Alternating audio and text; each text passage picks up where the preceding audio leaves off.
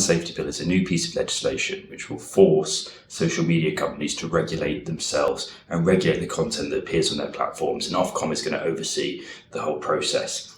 But there's an exemption for any news publishers on social media. So you're talking about any kind of newspaper website or blog website or anything like that. Anything they publish to social media will be totally exempt. And even more than that, if a social media platform wants to take down something that one of these publishers puts onto Twitter or Facebook, they have to go through a whole appeal process to do so.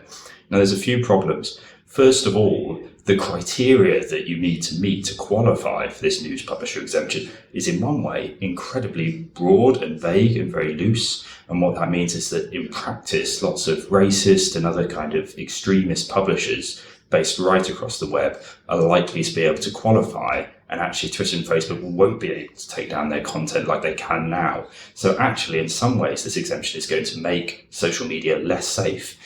But another problem with it is that in other ways it's too narrow. So a lot of independent publishers are not going to be able to qualify for this special protection because of the criteria. Now, what are those criteria? They are that the publisher must have a code and a complaints process, but it has no detail on what either of those need to entail.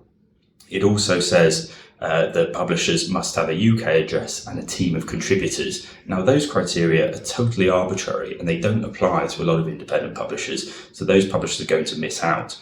What we think that the bill should say is that you get the exemption if you are regulated, and it shouldn't matter where in the world you are. It shouldn't matter if you're a one-person band or if you're a big kind of multinational media corporation. If you are regulated by an independent regulator, like Impress, for example, then your content should be protected from Facebook and Twitter taking it down.